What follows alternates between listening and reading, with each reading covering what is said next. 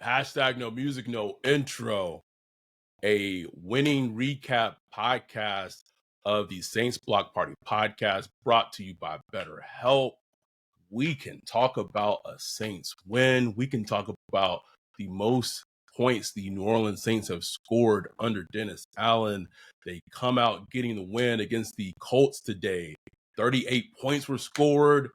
It was an entertaining game. And I'm not going to even say much negative on this podcast episode because neither me, bro. This is what we've been asking for. This is what we've been asking for. Any time up to this season, if the opposing team had scored 27 points, there was no way Saints were winning. No way. No way. And call it whatever you will, whether there's pressure inside the building, whether it's some public pressure from us, whatever. All I know is that this Saints offense in totality as a whole, and I don't even care who the opponent was. I don't care if that was the Colts, because we've seen this offense not be good against other not great defenses. They came out, they produced. It wasn't perfect, but they did enough to put up 38 points and get the win.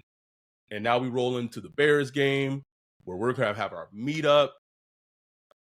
4-4. That's all I got, bro. Like, it's all I got, but yeah, can't ask for much more. I agree, bro. Like I was saying, I'm like, man, I'm not about to say nothing really bad about this team today, bro, because we hammered on them all week. The media hammered on them all week, like, and they responded. Like I thought they responded today.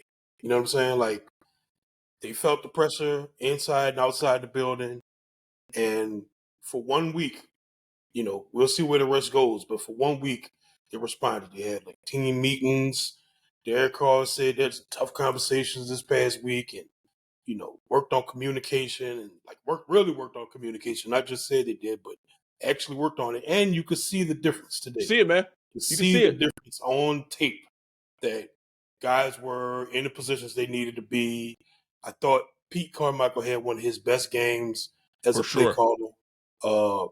They, Taysom Hill. They used a lot of Taysom Hill. They used him in the red zone. They used AK in the red zone.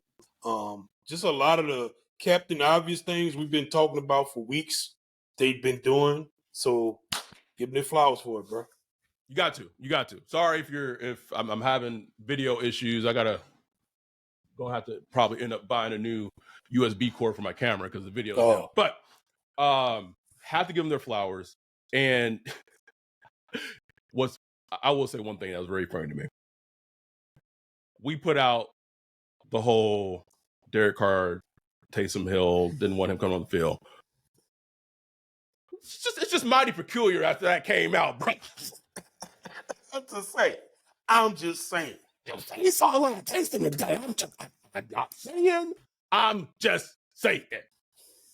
But to that point, we have been asking for this all season. We saw two things today. You brought up everything that you just said. Let's go back to one of the first touchdowns, AK on a choice route. That play, we saw the old, not the old, like he's still there, but the AK that we got used to his first 2 seasons, his balance, he catches that pass.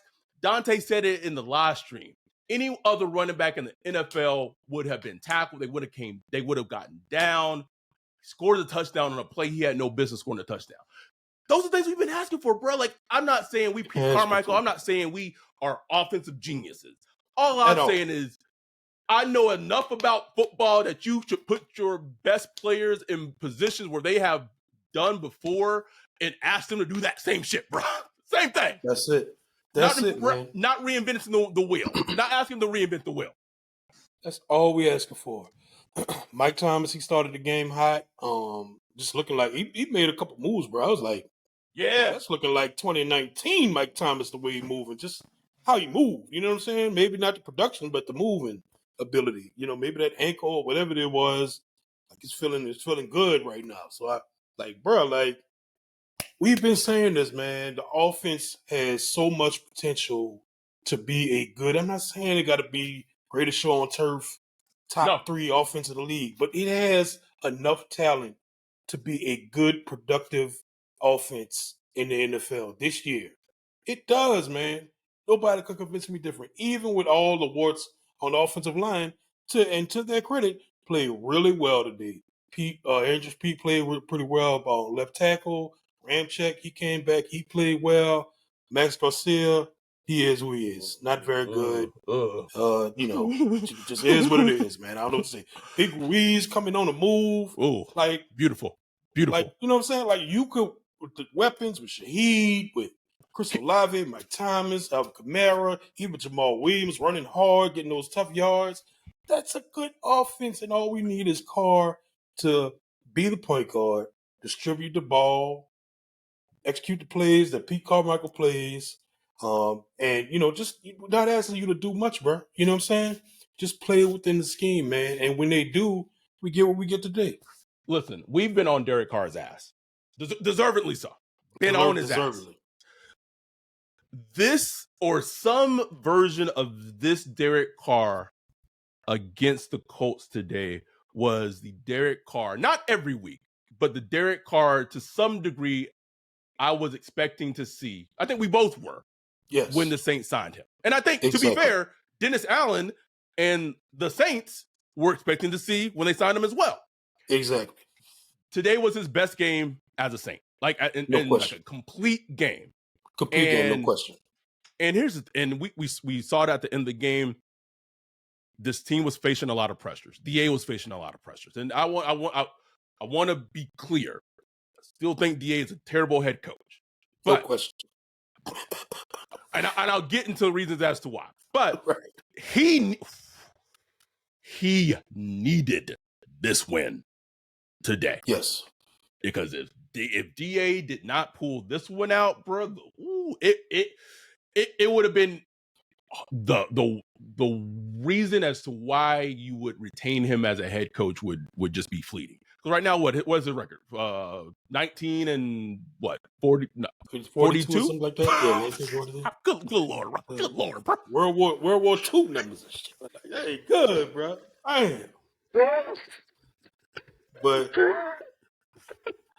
But it's like, you're right, bro. And they needed that win. Needed it. Like, he needed it so badly. You could just see it. You could see it on the sideline. Like, it was tough. But I want to get ahead of something. I got to get ahead of a little something. And I'm not the one, and I'm not, you know me. I don't start beef. I don't do anything like this. All I say is that the whole reason Derek Carr was not playing well because of the offensive line, I can safely say that is something that Dennis Allen was trying to convince the Saints front office and management of why he was not playing well. And to me, I'm all about just be accountable about it.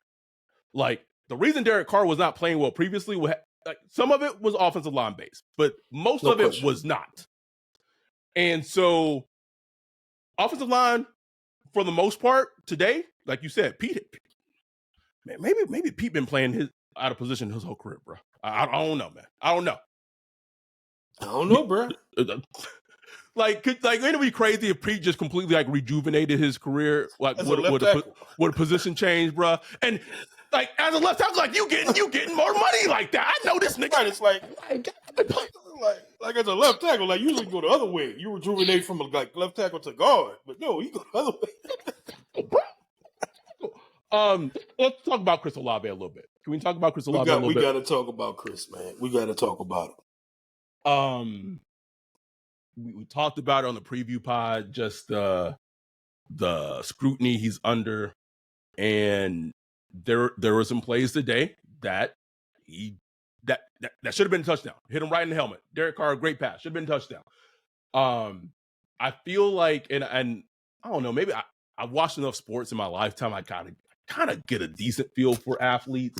Just feel like he's pressure and scrutiny and the magnifying glass is just on him, just him. Yeah. And, because go back to Ohio State. Even when he was there, it was him, it was Garrett Will. Like, it was so many other players around him, talented, that this is the first time really in his career that he's just Like it's all on him. And so someone said, I think it was Dante in our live stream. The live stream was great today. We didn't have that many people in there, but it was a great live stream. We had a great lively discussion in terms of where Kirk Cousins ranked is he a top 10 quarterback? Kirk Cousins fucking torn his Achilles today. It's rough out there. Rough. But it was that play where the ball bounced off his helmet and they don't get the first down because that was on second down, if I remember correctly. Third down, they don't get a first down. In the next offensive play series, Derek Carr goes to Chris Olave. Yeah. Now I'm not saying that like they went and saying kumbayas or whatever, but just from the perspective of he went back to 12 after him blundering essentially a touchdown, kind of like me show like maybe the talks that they had this week, like maybe it meant something. Even if it's just 1 week, like you saw a stark difference with the team offensively today. Right.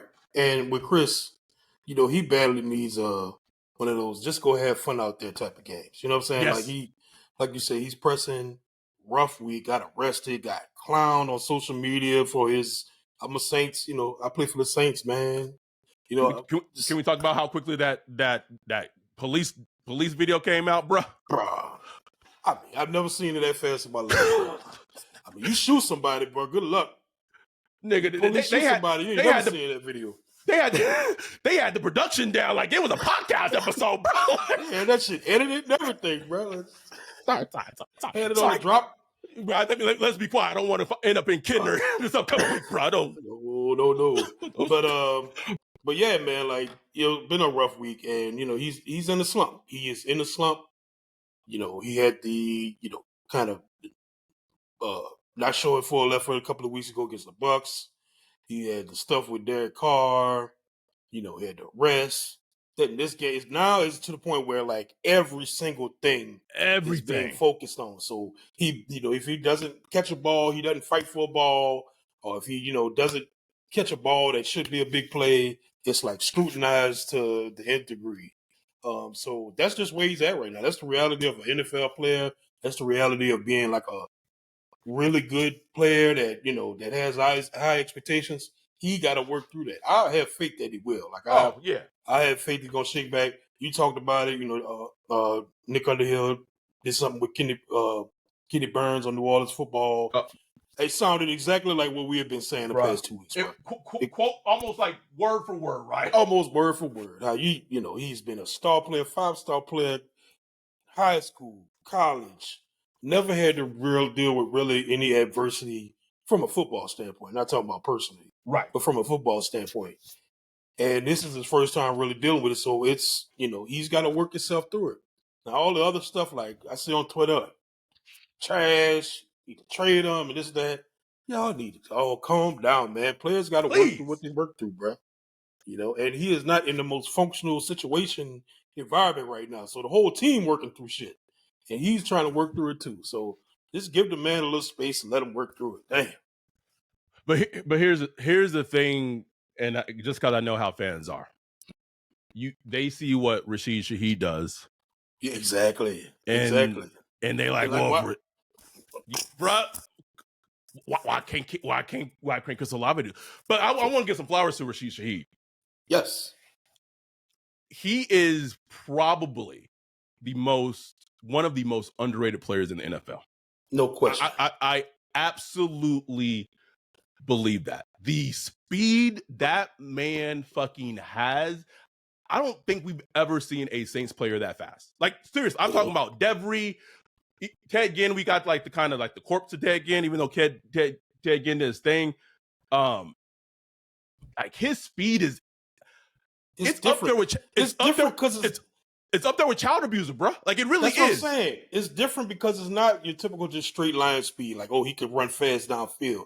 Like he runs fast and like he has these short bursts that he could do in an instant. That's like, whew, like damn. Like, and there's no answer for a defense. Like when you do that to a defense, there's really no answer for that. Man. When you're able to separate like that, yeah, in today's football and just make and create space, it is a great thing to have as an offense, and I'm saying that right now. He's like a restricted free agent or whatever it is off this offseason. He getting that what is it, the ERFA? Whatever it is. He getting it, bro. He is getting it.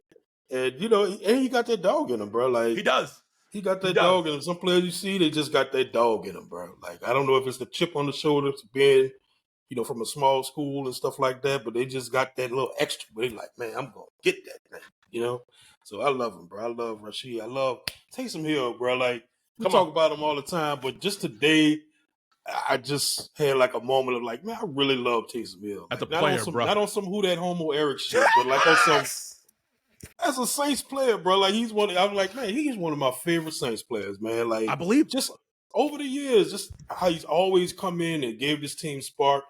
Just such a good football player, up and down, catching the pass, throwing the pass, running the ball, blocking. He up in there, run blocking. I'm like, man, I just like me some Taysom Hill. Bro. Whatever the team has needed him to do to win a football game, Taysom has been willing to do it. Play quarterback, cool. Bro. Got it. Want me on punt return? Okay, I'll give you a couple punt blocks in my career. Tight end, got it. Running quarterback. Whatever. And the thing about Taysom, I also want to get get some love to 9-9 too. Best fullback in the league. But what is a great thing to have offensively is when you can line up as a team and the defense knows exactly what you're going to fucking run. And there is nothing you could do to stop it. That is imposing your will on a defense. And Taysom, and that's the thing as fans, that's why we were so frustrated earlier in the season. And because it's like, can we do it? And even if it doesn't work, can you at least do it and attempt to do it? But to not have done it at all. So when they kept doing it in the red zone, and man, that little jump cut Taysom had touchdown. Like, ooh, wait. Keep going. Like, what we do is keep going. Like, that's how it is. Like, you got to keep going to him because like everybody gets hyped up, and like Brian was pointing out on our Zoom, like, man, like you said, man, it invigorated the defense. Like, all right, our offense here today. Like, let's go. You know what I'm saying? Like, let's go. Let's tighten up.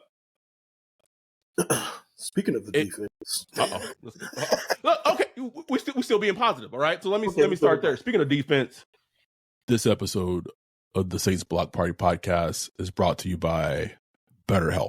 Wolf, the holidays are coming up. Usually a joyous occasion for most. Sometimes that's not the case for everyone. I can speak from personal experience. I lost my mom 2 years, lost her the day after Thanksgiving.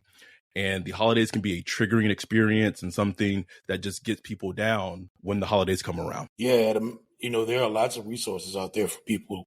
One that I know of is BetterHelp.com. They match you with licensed therapists.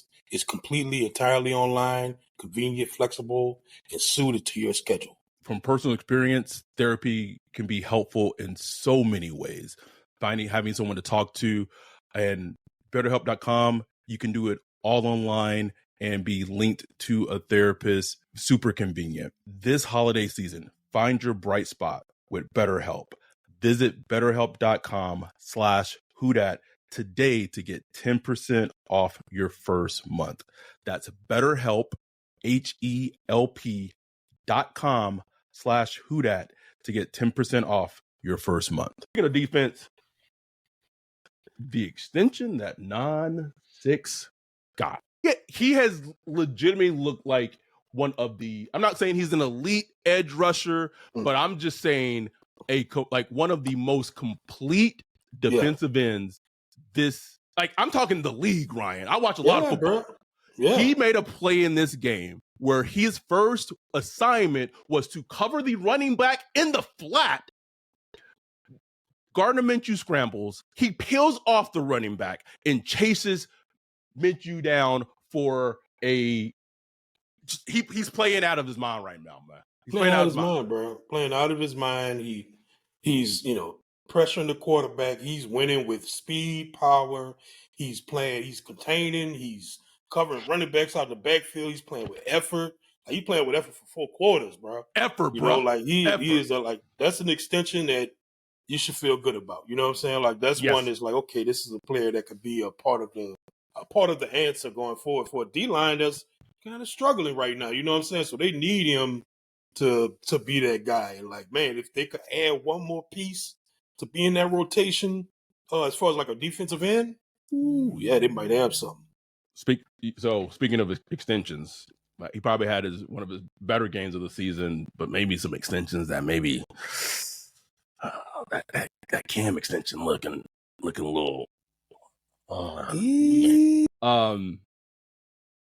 And it's a question that you had brought up in our live stream is like, it was the Cam extension really needed? Yeah, that's the thing. Like when it happened, I was like, okay, cool. Like they see that he's like, like still a good player and all that. Like that's cool. But in the back of my mind, I was like, damn, did they have to do that right now? Because like we don't know where he's gonna be at this year or whatever. And now we're seeing it is like he's still a solid player, like a very solid defensive end. But it's like, did you have to? Could you have waited till the end of the season? Be like, hey, Cam, we still won't keep you. Let's work out a little deal. Da da da da da. You know what I'm saying? Right. Like, so I'm not gonna beat him to death over Right, it, but yeah. it was just one of those things like, you didn't have to do that. You know what I'm saying? And at least you could have saw some evidence, right, before you did it. You know what I'm saying? I want to bring up one thing in terms of kind of getting back to the whole thing as DA as head coach, because it just annoyed me, and this is why I he's not a good head coach, and this is evidence of some. And maybe against a team that it wasn't the Colts or whatever, it would have reared his head. But that penalty on the Colts kicking the field goal, I got to go back to see when it happened earlier in the season. I really think it was week 1. I really think I'm not tripping. Maybe it was week 2, but either week 1, week 2, the opposing team lines up to kick a field goal, and Brian Bresee is lined up on top of the center or doing something illegal. That's a legal formation defensively that you can't do on a field goal block. And 53 is like yelling at him, trying to get him set. Like, no, like trying to scoot him over. Like he taps him on the butt, trying to scoot him over from the center. He does it too late. Boom, ball snapped, penalty called. The opposing offense goes back on the field. The exact same thing happens either 6 to 7 weeks later. Like, and the crazy thing is, it was the exact same player, and it was I think maybe in this game Jackson was trying to get 90, set, or maybe, and I think 53 was too. And it's like, how does that happen 6 to 7 weeks later? That's day 1 mini camp type shit, bro. Like that stuff, you get ironed out. That shouldn't happen. Like you just should. I didn't even know about it when I see it. I'm like, what? It's like that's stuff that should never happen. And you get like, they are so fortunate that they had a nice offensive day and stuff like that. Fortunate as hell, bro. Those are the type of plays that you keep going back to why we lost. Like, oh, you know what I'm saying? That could have cost us the game, bro. Like that's the stuff like we talked about in the off season when we trying to predict how many wins the team could have. That's the stuff that kept holding us back about really saying, can this team be good? Because it's like the coaching, bro. Those little things, those details and stuff like that. You can't really be a good team or a great team doing stuff like that. You just can't. You can't. And like, to me, that tells me, although it happened earlier in the season, did no one go to 90 to coach him properly that he can't do this again? Like, it just, I don't know. That those little things, just as a fan, just has me like, and this is why DA is who he is as a head coach, and this is what his record is as a head coach. But not going to stay in that too much. Can I ask this out loud? And maybe I'm maybe mistaken. Did Marcus May get benched today? That's a good question, bro. Because he was active. Reported he was active. Rapshi reported that he's good to go.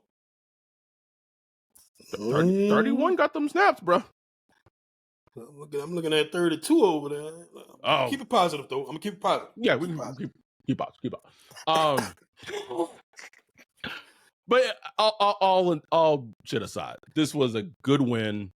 It was an entertaining win, and and I think this is the vision of that Ryan and I had of doing this podcast and doing it with this team is that even if let's say maybe not this season, because this season there's been some dark times this season, but let's say another season, if they would have had this type of game and if they would have lost, like I'm not saying it would have been okay, but it'd be like, you know what, like this was a good, fun, entertaining fucking game to watch. Right.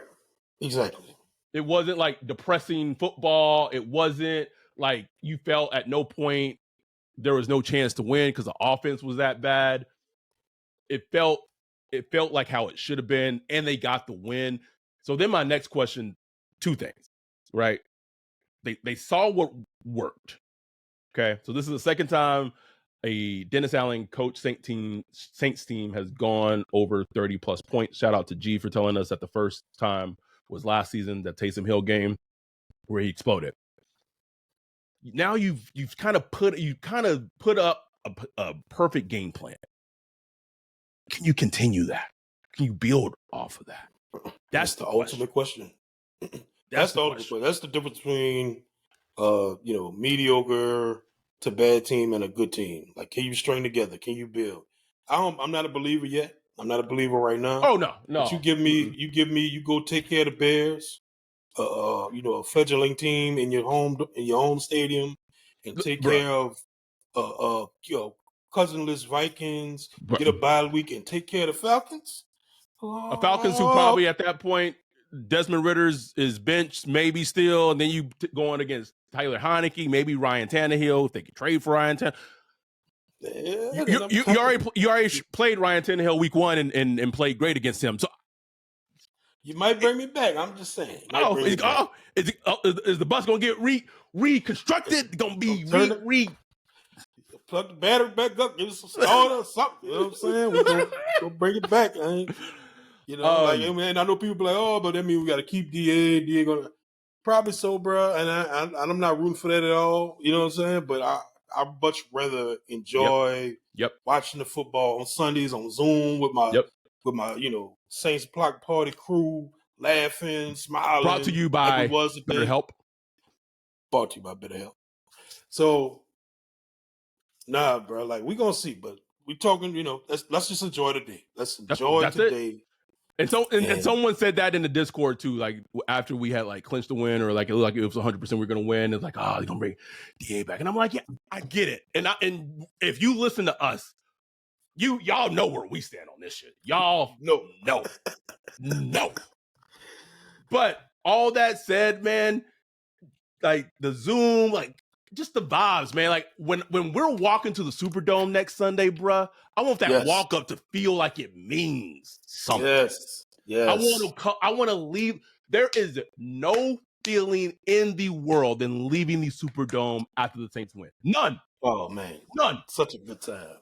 Everybody blasting music. Got people on the side of the street dancing, playing music. There's nothing like it, bro. Nothing. I want that. And I said this in our live stream too. I would not be shocked.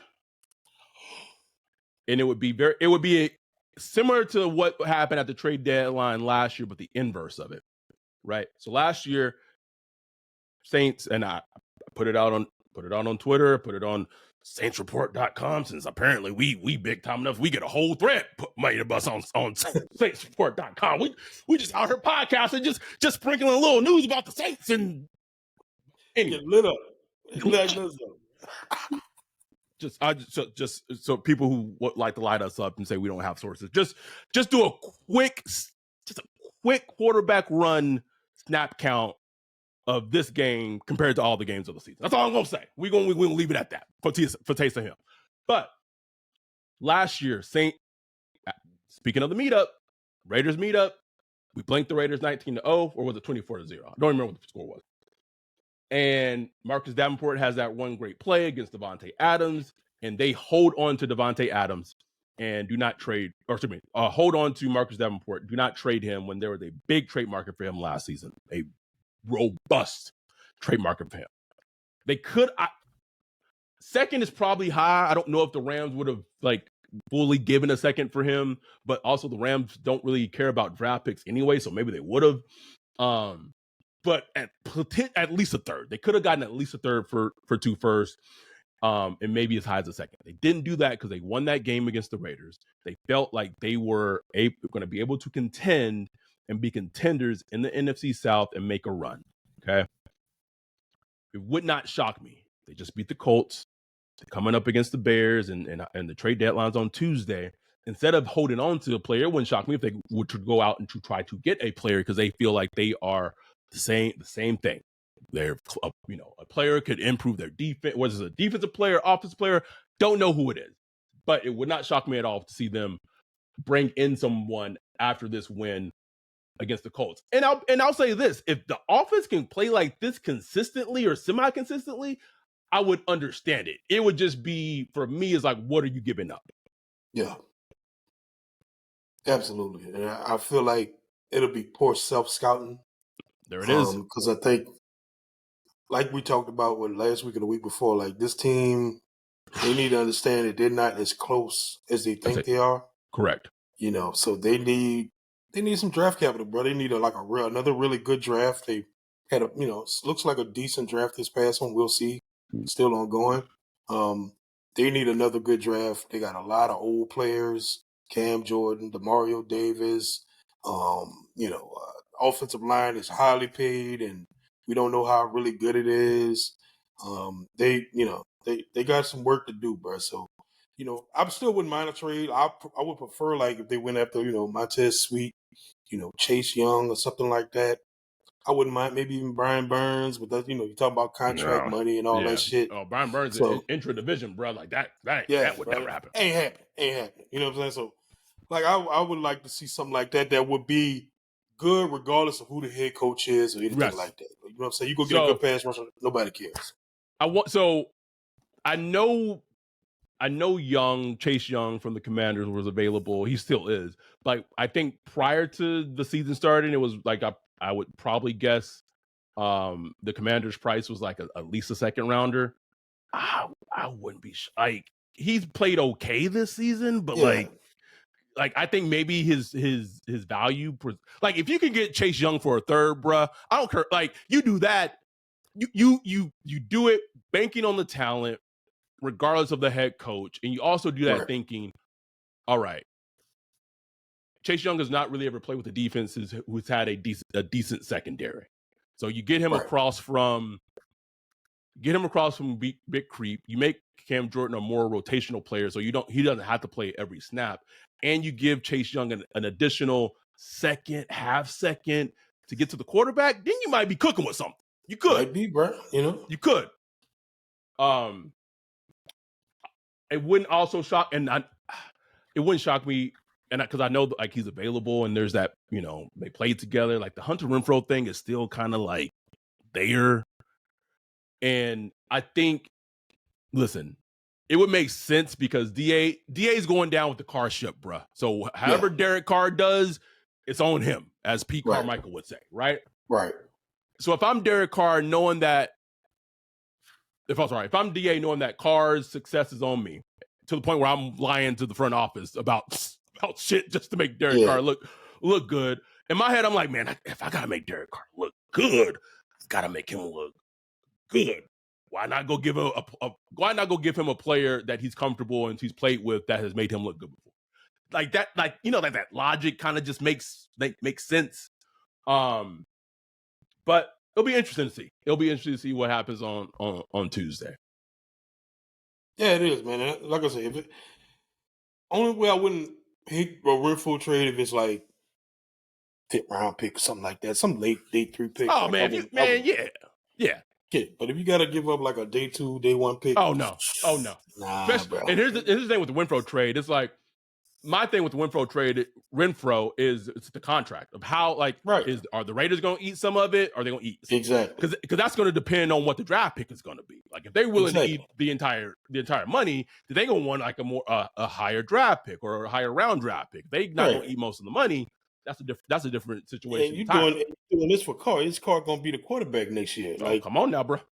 Are you Talk like about as a front office? Are you 100% sold on that? You know what I'm saying? ooh, Like you that's got to be 100% sold on that.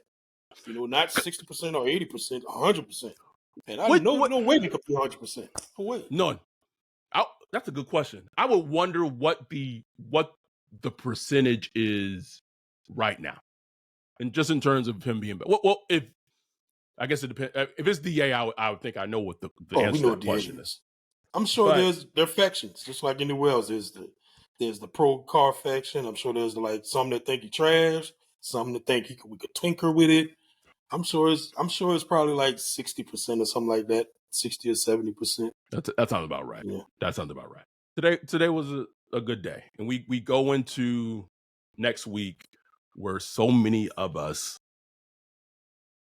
get together, and Tell I you. just want to just stop and just for us to just take a moment of Bree, just take a moment to Adam say, just hey, to just reflect on what's happening this upcoming week. We have people coming from California. We have people coming from Utah, Florida, Pennsylvania, the UK. Is Scotland included in the UK, or is it its own continent? Maybe I need to relearn my continents. I don't know. I don't know all that work. Charles, let me know. Hit us up. We just have so many people coming from all over to just, yes, it's semi-Saints related, but more than anything, it's this community. It's just a good fucking group of people, and I'm super excited about it. There's been a lot of planning, a lot of hard work, a lot of tinkering just to make sure everything is aligned and it all comes to fruition this upcoming week. Thursday's the Pels meetup game. So we're gonna hit the town Thursday night. Friday, they ain't no plans. We just vibing. Wherever we end up, we end up. Saturday, we got the brunch in the morning, got the big party meetup at night, and then Sunday the game. Like you can't as a fan of a team, like you can't ask for much more than that, bro. Can't do it, bro. Can't, and Ryan and I are extremely, extremely proud of what we've been able to build and create with the Saint Block Party podcast presented to you by BetterHelp. And we're excited to see everyone we were going to be able to see. Oh, Sean Payton coaching. Sorry, I just saw Russell Wilson just throw another touchdown. It's 14-3 Broncos right now. It's exciting feeling. If you for whatever reason, if you're not going to be able to be at the meetup for life, I know we got had a kid. We got our boy Bayou. Congrats to Bayou and his wife on a lovely child being born a couple of days ago. He's not going to be able to be at the meetup, but just know that you're there in spirit. Just know that we plan to see y'all next year, because right now we got like 50 people coming to the party Saturday night. Shit might be even bigger next year. So thank y'all. Without y'all, we wouldn't be able to continue to do this like we're able to, and just have fun with it. It's a lot of work, just in terms of just as y'all know, this is not our job. This is not our career. We are not football media people. We are not social media influencers. We do not have the time to spend 24/7, but we make the time that we can to make sure that y'all have content, because y'all support us and y'all are down for us. And that is truly amazing.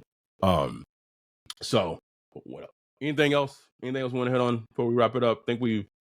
Nah, man, you said it perfectly, bro. Really appreciate y'all, and next time I see you, gonna be in Bowlings. What time y'all get on Friday? I don't know, man. Whenever we leave here. I gotta work Friday, so it's gonna be some time that night. Okay. Anyway, thank y'all tremendously so much. And I'll end with this. We got a lot of, I don't know, pushback, flack this last week, and like at the end of the day, to me, like it truly doesn't matter, because the people who are down for us and the people who ride for us, that's all that to me, that's all that matters. Like the people who know us and know the shit that we provide and know the shit we talk about is true and real.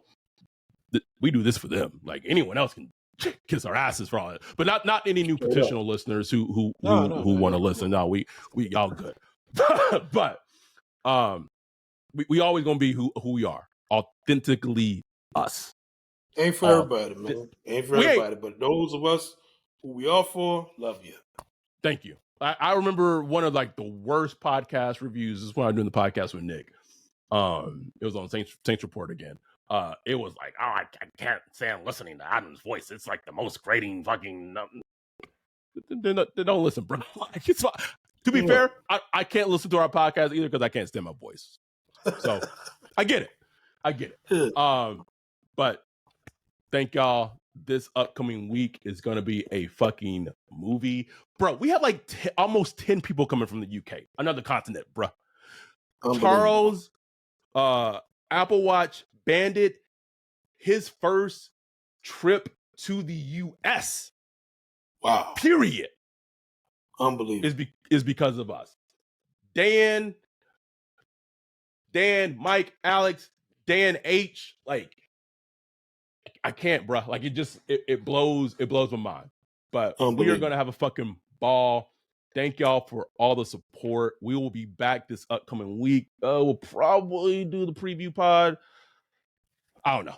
Tuesday, Wednesday, we'll see. But we fly out on Thursday, get to New Orleans on Thursday, and then the fun begins. So for those who listen or watch, do the live stream, all that, we will try to figure out what the plan will be for the live stream, for the stream, to keep it going on Sunday, because so many of us are going to be in New Orleans, experience everything together. We'll get it figured out. We'll figure out a way. So, but don't worry about that. We'll handle it somehow. So we'll be back this coming week for the preview pod for the Bears game. And then on Sunday, we will be at the Bears game, have a Bears recap. Where? Don't know. Will it be a live recap with 15, 20 people in the video? Don't know. But we got it. We'll get it handled. We got it covered. But thank y'all for supporting the Saints Block Party podcast, presented and sponsored to you by BetterHelp. We'll be back this upcoming week. With that, we're out. Peace.